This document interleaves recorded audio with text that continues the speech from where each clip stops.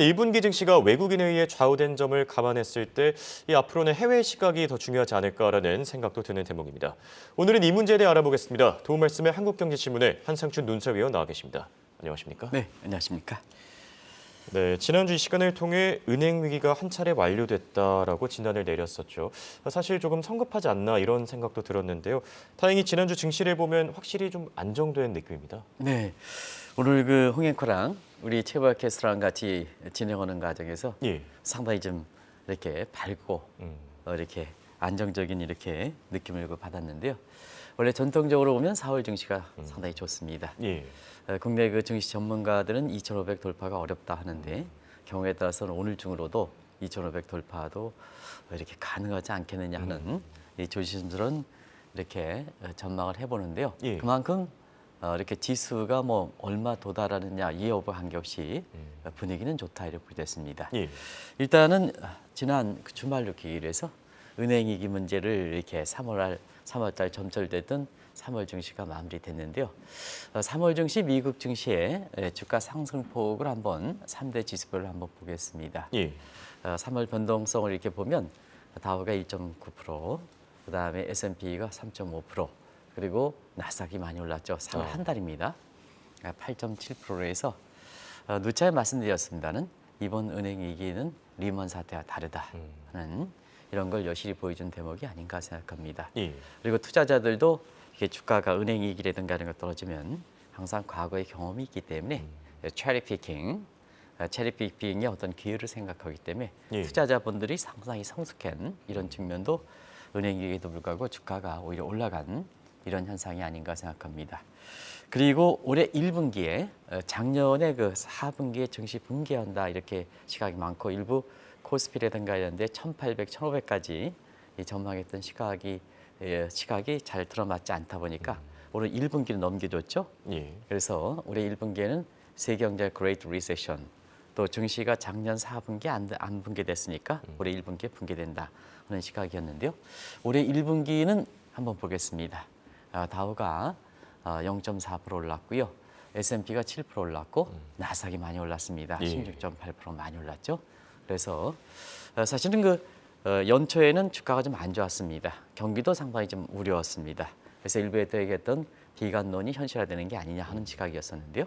이 방송을 통해서 1월 31일 날 IMF의 전망치가 예. 작년 10월 대비해서 전부 미국도 1.0에서 1.4%, 중국도 4.4에서 5.2%, IMF 전망도 이렇게 상향 조정한 이 대목이 향후에 그 비관론 같은 경우에는 상당 부분 실현될 가능성이 적지 않겠느냐 이렇게 되는데요. 예. 1분기의 증시 흐름을 보면 IMF의 그 전망 발표를 계기로 해서 상승세로 이렇게 돼서 저렇게 나스닥 같은 경우는 16.8%까지 올랐다 이렇게 됐습니다. 결과적으로 보면 3대 지수가 3월 중 1분기 다 올랐습니다는 예. 특히 나스닥이 상당히 많이 올랐거든요. 두 가지 측면이 아니냐 생각합니다. 예. 하나는 신성장에 대한 기대감. 우리가 지금 보면 1990년대는 인터넷이 예. 이제 됐죠. 2008년도에는 소셜 네트워크. 그리고 2020년 코로나 때는 디지털. 그리고 이번에 은행이 이렇게 얘기를 해서는 AI 같은 챗 GPT 아직 이제 이렇게 시간을 갖고 지켜봐야 되겠습니다는 이런 신산업에 대한 성장에 대한 기대 때문에 나스닥 지수가 3월이든 아니면 1, 4분기든 가장 많이 올랐다 이렇게 보이됐고요. 또 한 가지 작년에 미국이 그 인플레 잡기 위해서 금리를 올리는 과정에서 예. 나스닥 지수가 가장 많이 떨어졌지 않습니까? 그래서 체리피킹에 아무래도 이제 연준에서 여러 가지 문제 때문에 피봇은 불가피하지 않느냐 하는 측면에서 이 요인이 작용해서 나스닥이 가장 빠르게 올랐다 이렇게 보이됐습니다. 예. 말씀하신 대로 증시가 벌써 4월에 진입했습니다. 사실 국내 증시도 그렇고요. 세계 증시의 향방을 알기 위해선 우선 당장 직면한 과제부터 풀어봐야 될 것 같은데요. 네네. 은행 위기 상황부터 한번 살펴볼까요? 네, 3월에 월락 이렇게 은행 위기 문제 때문에 예. 시청자분이랑 많이 이렇게 은행 위기로 그 방송을 하려는 이런 시각이었었고, 그다음에 은행 위기가 제2의 리먼이라든가 더 큰 위기가 온다 하는 쪽으로 이렇게 지난 주말에도 일단락되는데 그렇게 이렇게 보시는 시각들이 많기 때문에 예. 요즘에 있어는 4월 증시에서도 이 여부가 가장 크게 이렇게 영향을 미칠 수 있는 변수가 있지 않느냐 하는 생각이 드는데요.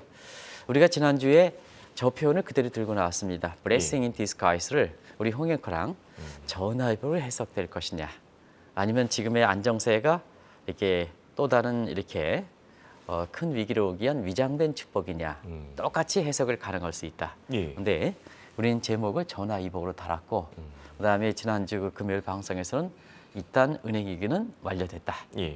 이게 이제 부동산 경기의 기폭제가 될 수 있느냐, 한국에. 이제 오늘 그 한국의 언론들은 한계 부동산에 대해서 일단은 상승세를 보이고 오랜만에 영끌 MZ세들이 등장하고 있다 하는 그런 쪽의 기사들로 채워졌습니다는 하여튼 분위기는 많이 바뀌고 있는 상황에서 Blessing in disguise 문제를 전화위복이 될 수 있지 않느냐. 그다음에 일단 은행 위기는 1단계는 마무리됐지 않느냐 하는 시각에서 진 크레이머 평가, 그다음에 CNBC의 내용 이렇게 보는데요. CNBC 내용 같은 경우에는 지난 주말에 제가 감자 농사를 지면서 이렇게 많이 이렇게 봤습니다는 사실 어조가 확실히 일주 전보다는 이렇게 은행 위기라든가 이런 문제에 대해서는 어조 지수가 확 줄어들었습니다.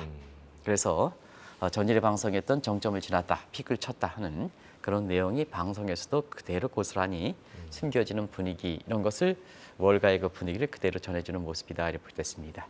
이걸 좀 지표가 개선된 것을 중심으로 해서 시청자분이랑 다시 한번 확인해 보겠습니다. 조 수치가 빅스라든가 CNN의 FGI 지수라든가 이런 것은 19는 SBB 사태 이전이고 그다음에 19까지는 전해드렸습니다. 근데 이제 금요일 날 방송했을 때 토요일 날 했을 때는 18로 빅스 지수가 더 떨어졌습니다. 아시겠습니까? 공포 지수가 더 떨어졌다는 것은 그만큼 투자 심리가 안정됐다는 이런 거고요.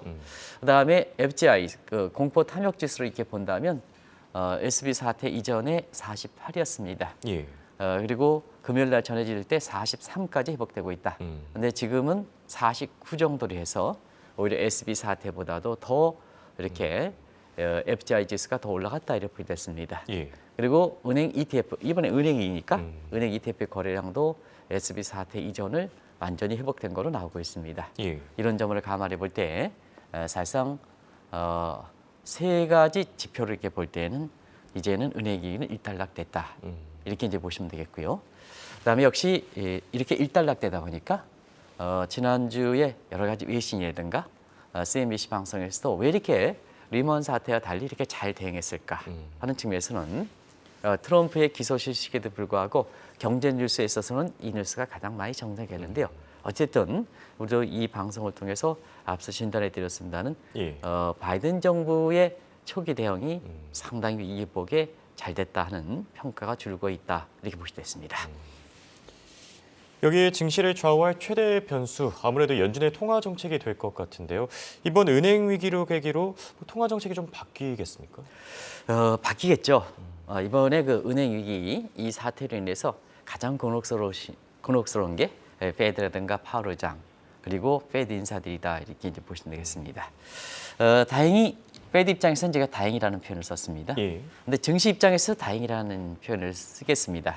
그래서 사실 그 4월 달에는 페드 회의가 없죠. 이런 상태에서 페드 의원들의 발언은 과거에는 아주 그냥 날이 뜻을 얘기했는데요. 이번에 은행 위기에 제대로 역할을 못했습니다. 본인들이 또 숨어 있었지 않습니까? 이 은행 위기가 전개되는 과정에 가장 금리 인상 문제가 가장 원인이다 하는데요. 사실 정작 금리를 올린 주체들은 은행 위기가 진행되는 과정에 아마 이분만 제외하고는 그렇게 크게 얘기하는 분이 있습니다. 물론 부분적으로 얘기하신 분들이 있긴 합니다는 가장 인상 깊었던 사람이 블러드죠. 그렇죠. 그래서 자기가 작년에 증시에서 이렇게 보면 블러드 하면 증시 투자하는 입장에서 주식 투자하는 사람이 가장 왜냐 금리를 가장 많이 올려야 된다. 최고 금리를 7%까지 올려야 된다. 이런 분이 아마 그래도 이 은행 위기 사태를 터지면서 증시 투자 입장에선 안정적인 이렇게 심리를 이렇게 돋굴 수 있는 또 정부의 바이든 정부의 어떻게 보면 위기 극복에 도움 줬던 발언을 했었죠. 그것이 인플레는 일단 통제되고 있다. 그리고 작년에 7% 최고금리까지 집중해서 강한 매파, 제일 강한 매파였었죠. 올해 연내에 금리 인하 가능성도 시사한 점이 결국 가장 최악의 고비 상태에서 사실 이번에 발언이 시장을 안정시키는 효과도 컸다는 것을 말씀을 드리겠습니다. 그런 상태에서 연준은 4월 회의가 없으니까 아마 이 문제를 두고 계속해서 고민은 하지 않겠느냐. 은행위기와 그다음에 인플레를 방지하기 위한 이거 상태에서 금융 건전 시스템을 어떻게 가져갈 것이냐는 문제. 예. 이 문제에 대해서 고민은 많이 하지 않겠냐 생각합니다. 그래서 이번에 그 블랙아웃 기간이 4월 한 달 내내 사실 거의 한 달 내내 블랙아웃 기간이 아닙니다는 페드 인사들이 그래서 가장 많은 얘기를 할 걸 이렇게 봅니다는 이번엔 상당히 자제해서 미국의 그 학계 분위기라든가 그다음에 정책 단계 분위기를 보면은 이러한 책임론 같은 거 이런 걸 수용해서 신중을 기하지 않겠나 이렇게 보고 있습니다. 그런 각도에서 말씀드렸습니다는 미국의 학계에서는 이번에 파월과 연준은 통화 정책에 확실히 문제가 있다. 예. 그리고 통화론자 같은 경우는 이제 경우에 따라서는 페드에 맡길 수 없다 하는 자율성을 배제시켜야 된다 이런 쪽의 얘기들이 나오고 있거든요. 예. 이런 과정에서 미리캔 컨퍼런스라든가 이런 것도 주목할 변수이랍니다는 전체적으로 보면 증시에 부담이 될 만큼 과거처럼 매파 발언은 이어지지 않지 않겠느냐 하는 이런 측면에서 이 페드라든가 파월 인사의 통화 정책이라든가 발언은 증시적인 측면 4월 증시에서는 그렇게 부담이 되지는 않을 거다 이렇게 보시면 되겠습니다. 또 이달 말이죠. 이 미국의 1분기 GDP가 발표되는데 3%대를 과연 기록할 수 있을지 이쪽에도 관심이 모아지고 있지 않습니까? 우리가 IMF 1분기 전망 예. 전망에서 또 3월에는 페드가 0.4% 전망했지만 1분기 전망 측의 각종 부가가치 지수를 보면 3%대는 가능하지 않겠느냐 하는 쪽에 이렇게 예측도 좀 해드린 적이 있습니다. 예. 그래서 사실상 지금 이렇게 보면 이 성장률은 분기 지표죠. 그래서 1분기 중에 경제 지표 왜 1분기에 저렇게 3대 지수가 좋았을까 할 때는 사실상 그 단기적인 부가가치와 관련된 지표들이 상당히 좋았다 이렇게 됐습니다. 예. 전체로 부가가치와 관계없이 지금까지 나온 걸 이렇게 지표를 보면 요거 이제 실업률은 임금 문제와 직결돼 있죠. 예. 이런 과정에서 실업률이 완전 고용이면 그만큼 임금 상승률, 임금 부분에 두둑히 들어올 수 있다는 얘기입니다. 그래서 소비라든가 이런 측의 직결적인 변수인데요. 예. 2월 수치가 3.6%였죠. 그래서 이 수준은 3.5에서 3.7%의 이렇게 페드의 완전 고용 수치에 여전히 완전 고용 수치다 이렇게 볼 때 있고요. 예. 그다음에 물가는 지난 주말에 PCE가 나오긴 했습니다. 여전히 사실 미국의 입장에서는 CPI 소비자 물가 상승률이 굉장히 중요한데요. 예. 6%죠. 작년 이후에 안정세가 지속되는 모습이고요. 그런 과정에서 페드의 양대 지표가 사실 지금은 굉장히 호조를 띠고 있기 때문에 1분기의 성장률도 상당히 좋게 나오지 않겠냐 이렇게 보고 있습니다. 예. 예상은 3%였지만 지난 주말에 3월이 끝나가면서 아틀란타 GDP 나우가 1분기 성장률이 3.2%로 나왔어요.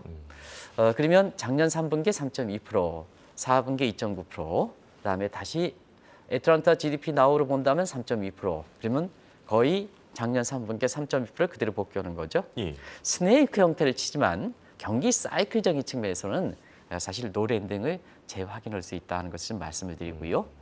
전미경제연구소 MBER이 2분기 연속 성장률을 이렇게 본다면 지금 1분기 성장률이 3.2% 정도로 GDP 나우를 이렇게 본다면 사실 3분기 연속 플러스 성장으로 나오기 때문에 경기 침체 문제 일부의 이렇게 사람들이 얘기했던 Great Recession이라든가 이런 것은 이렇게 완전히 물 건너간다 이렇게 이제 보시면 되겠습니다. 예. 또 한 가지는 1분기 성장률이 저렇게 3.2% 정도로 나온다면 3월 달에 페드의 전망치 0.4% 연간 성장률입니다는 예. 이거에 대해서 사실상 작년에도 무척 많이 페드가 틀렸습니다는 다시 한번 이 페드의 모델 수치, 포브스 모델이거든요.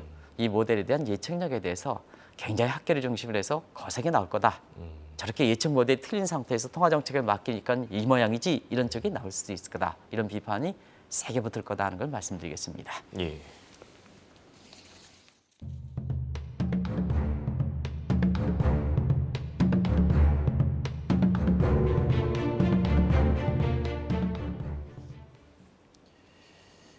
이달 중순에는 IMF 춘계 총회가 열리게 될 예정이죠. 이번 은행 위기를 계기로 부각된 금융 시스템 건정성, 과연 어떻게 확보하느냐도 증시에 영향을 미치게 되지 않겠습니까? 네, 이달 중순 4월 15일 전에는 두 가지 이슈가 있죠. 예. 하나는 IMF 춘계총회, 그다음에 미국의 재무부의 환율 보고서가 이렇게 발표되는데요. 두 가지 다 우리 입장에선 중요합니다.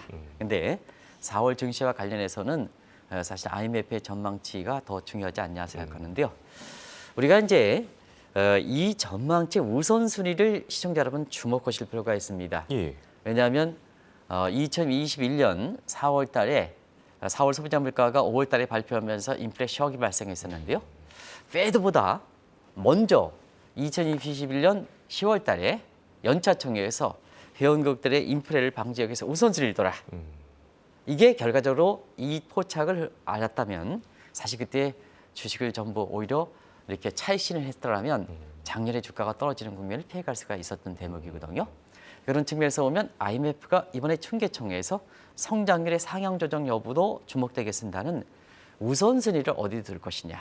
자, 지난 2년 거의 2년 동안 2021년 10월부터 지금까지는 각 회원국의 물가를 안정시키기 위해서 금리 인상이든 이런 쪽에 우선순위를 둬라 이렇게 했는데요.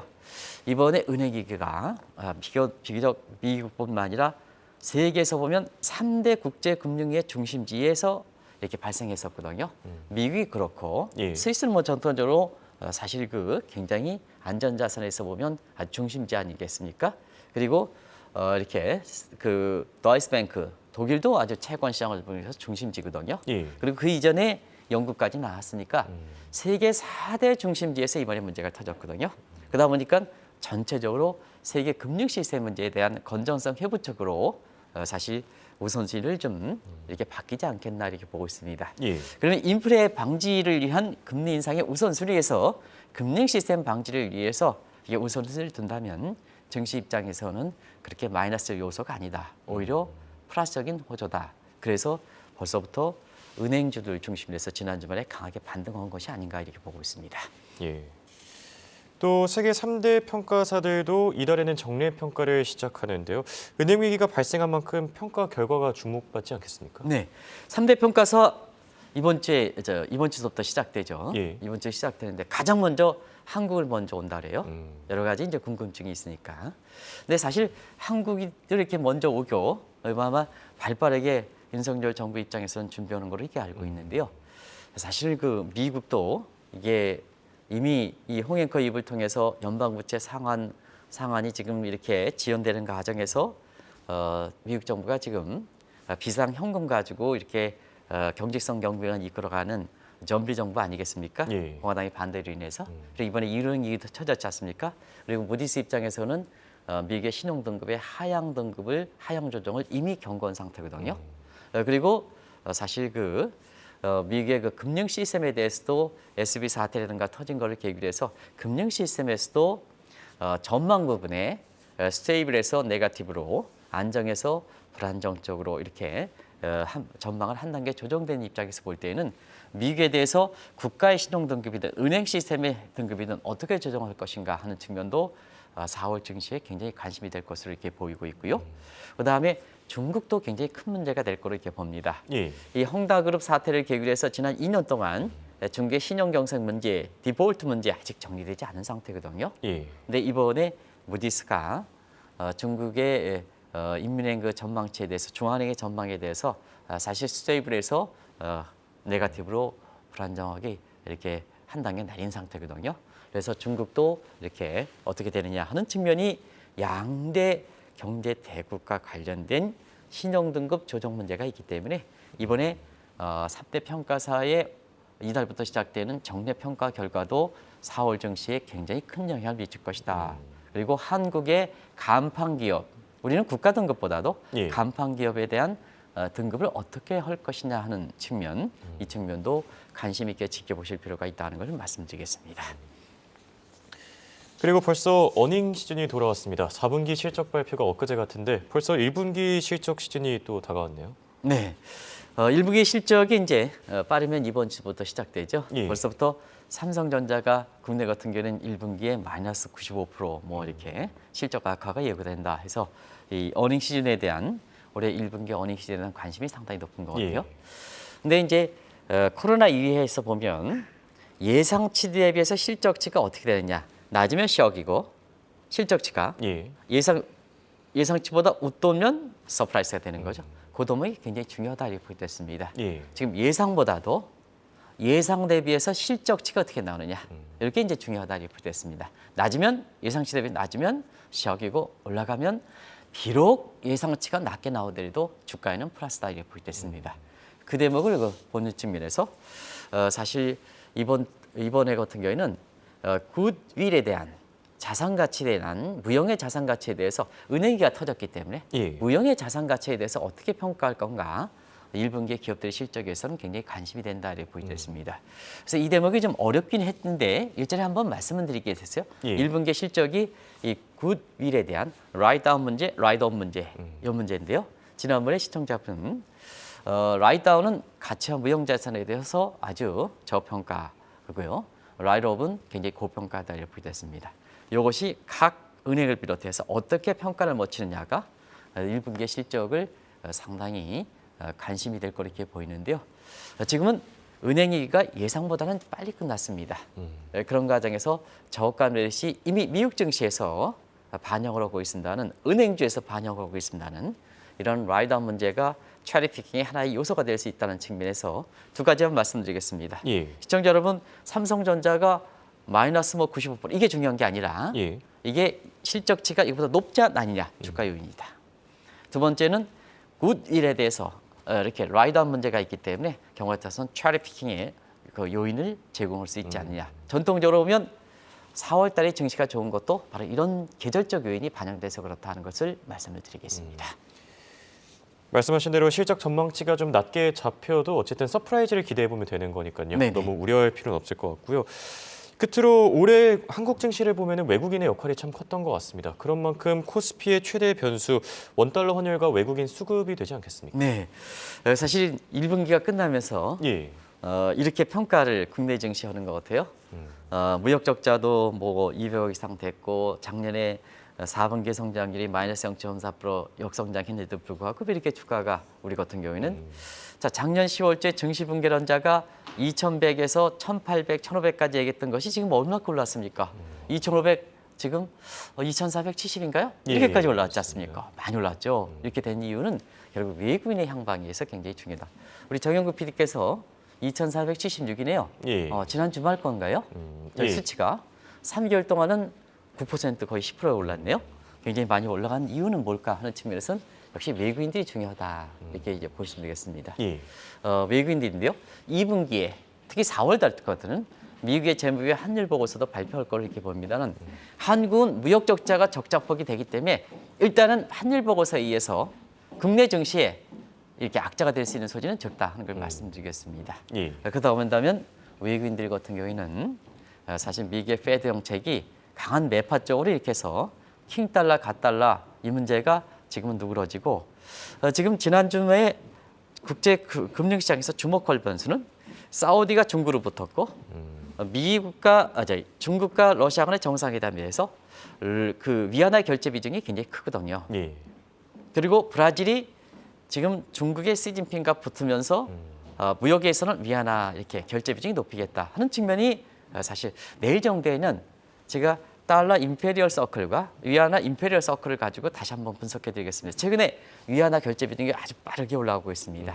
그렇다 한다면 달러가 페드 통화 정책과 함께 약세가 될 가능성이 있다고 보인다면 달러 약세는 우리 입장에서는 워낙 강세지 않습니까? 예. 원달러는 떨어진다. 그 미국 입장에서는 한 차익 때문에 들어올 수 있는 소지가 있다 이렇게 보시면 되겠습니다. 그래서 환율적인 측면에서는 2분기가 가장 관심이 되고 그중에서 2분기 중에서 4월이 관심이 되고 4월의 원달러 환율이 자 미국의 은행이기 때문에 달러는 누그러진 상태고 예. 그다음에 국제적으로는 결제 통화가 위안화가 빠르게 올라간 상태고 우리 입장에서 이렇게 본다면 여러 가지로 사실 최근에 2분기에 여러 가지 윤석열 정부가 5월 10일 날 1주년을 맞아서 여러 가지 친기업 그다음에 친증시 이런 쪽에 증시 모습을 이렇게 이렇게 본다면 이렇게 외국인들은 이런 걸 가지고 자금이 들어오지 않겠냐는 측면에서 환율 하락과 외국 자본 유입과 선순환 관계도 이렇게 가능성이 오히려 환율 상승 그다음에 외국 자본 이탈 악순환보다는 가능성이 높지 않겠나 이 점을 참조할 필요가 있는 것이 아닌가 생각합니다. 네. 그래서 지난 주말에 다우도 많이 오르긴 했습니다는 2분기에도 2,500선 국내 전문가들이 대부분 어렵다는 측면에서 보면 오히려 4월 달 같은 경우는 2,500선은 돌파하지 않겠냐 하는 조심스러운 전망도 이렇게 한번 해외 여건을 본다면 예. 가능성이 높겠다는 걸 말씀드리겠습니다. 네. 말씀하신 대로 코스피 2,500 듣기만 해도 기분 좋은 소식인데요. 이게 뭐 이름은 오늘 안에 좀 가능하지 않을까라는 생각이 듭니다. 지금까지 도움 말씀을 한국경제신문의 한상춘 논설위원이었습니다. 대화 고맙습니다. 네, 고맙습니다.